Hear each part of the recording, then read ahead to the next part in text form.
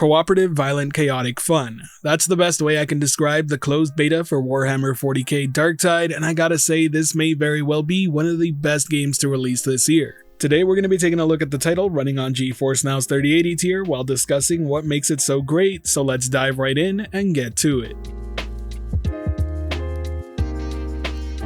If you've ever played Vermintide or Left 4 Dead, you're gonna feel right at home with Darktide, and I mean that in the best way possible. From everything I've experienced in this closed beta, I gotta say the gameplay, visuals, overall atmosphere, and character building are top notch. We're gonna kick things off by talking about the gameplay itself because I think that's by far its strongest attribute. When you swing a weapon in Darktide, you feel it. There's a distinct weight to the weapon and it feels so satisfying once it makes contact. Likewise, when you shoot a gun, there's real power behind the shot, and when you land a headshot, well, you know just how satisfying that pop is. Now, coming from the same people who brought us Vermintide 2, it's not too surprising that the melee system is top notch, but I gotta say they really stepped up for the ranged game here. While Vermintide 2 certainly had ranged weapons, they weren't really a focal point of its combat. Instead, Darktide takes a bit of a different look at that. Don't get me wrong though, Darktide will still have you using a ton of melee weapons and you will be bashing skulls throughout the gameplay, but the ranged weaponry is very important here.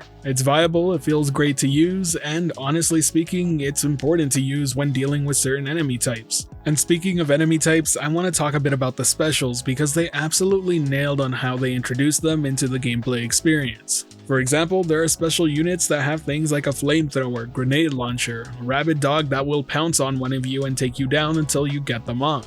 Not to mention there's this guy, who will charge right in at the worst possible time and get everyone killed. But beside the fact that there's a good variety of special units, I haven't even listed them all here, I also need to point out that the way they cue you into them being in the playing field is absolutely perfect. For example, when there's a dog, you'll hear the howl way before they appear. When there's a flamethrower, you will hear the audible click of that flame starting up. And besides the audio cue, each of them look very unique and are easy to pick apart within a crowd. Now when it comes to overall difficulty, it can get tough, let's keep it real. It can get extremely tough if you go into a mission much higher than your gear is ready for.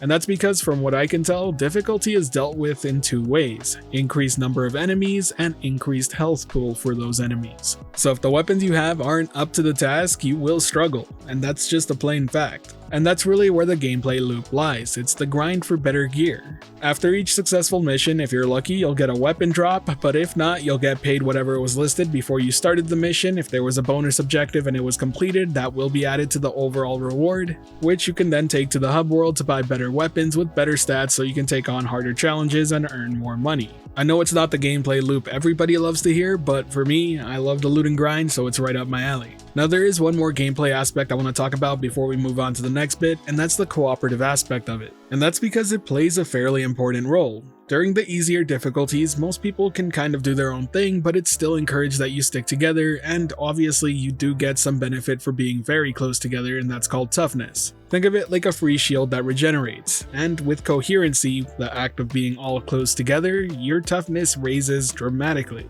As you level up, there will be different traits you unlock that will give you toughness through other means, but at the end of the day, coherency will always be there for you. So right off the bat, it's easy to see that working together is highly encouraged, but it also comes into play in a variety of other ways. For example, when you're hacking a device, sometimes you need to reboot the overall hacking process, and this is done by one player going on there and doing a small minigame to get it up and running. The other players then need to have your back because you can get disrupted from the process by getting hit. Likewise, when it comes to ammo and medkits, they can be fairly scarce, so you have to use them wisely to make sure everybody benefits them the most they can. During the closed beta, I played as an Ogren, this big beefy tank.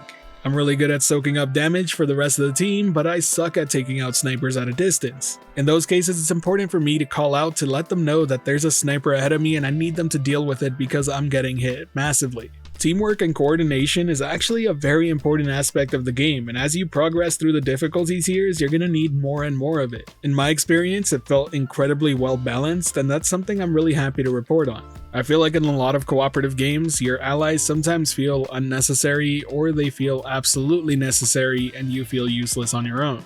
This feels like a pretty solid mix in between. But now let's talk about the overall visuals and atmosphere built within the game. Myself and all my buddies were playing on GeForce NOW's 3080 tier, and because of that, we were really able to enjoy the game at its absolute best. So everything you've seen here is with the visuals cranked all the way up to max. And I think it's fair to say that this game is visually stunning. Seriously, the game looks really good. The world, the lighting, the visual effects, all of it just seems so AAA in value. The developers over at Fat Shark should be extremely proud of what they accomplished here, seriously. It's atmospheric, dark, and gritty, and a very immersive world to get lost into. The way that fire and flames bounce off machinery just looks stunning.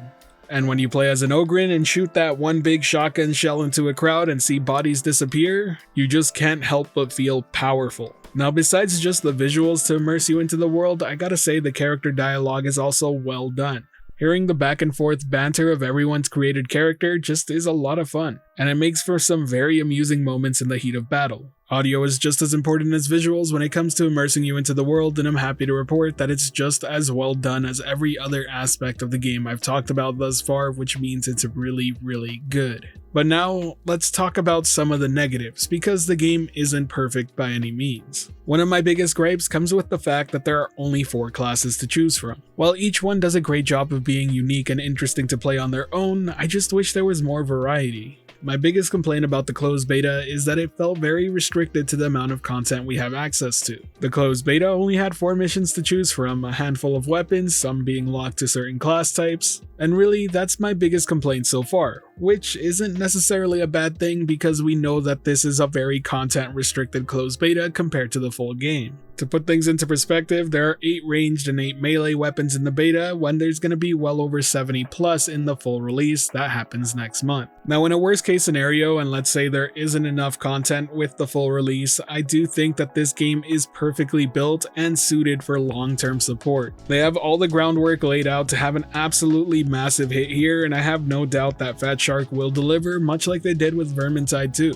This game is absolutely perfect for added DLC and more expansions, and I cannot wait to see what they come up with in the future. Now to end things off, I just want to talk a bit about the experience on GeForce Now. Me and my friends playing the game were actually using the GFN 3080 tier, and we had a fantastic time. Because of it, we were all able to enjoy the game at its absolute best in terms of visuals, and I really think that says a lot because this game is fairly demanding to say the least. If you don't have a super high-end gaming PC and you want to run with all the bells and whistles, you're gonna need to upgrade that PC. My gaming PC locally couldn't run it at this same fidelity. Or if you got a good connection, try out GeForce Now's 3080 tier. You'll be able to play just like you are on your local PC with everything cranked up to max without having to worry. And thanks to GeForce Now's 3080 tier supporting 1440p streaming at 120 frames per second, it was just like I was playing on my gaming monitor when I play off my gaming PC. It's always amazing being able to boot up a game instantly without having to wait for downloads or having to make room on your hard drive to actually play the game. And as per usual, as I've said it here once before, when it comes to the pure gameplay aspect, the 3080 tier is unmatched in the cloud gaming space.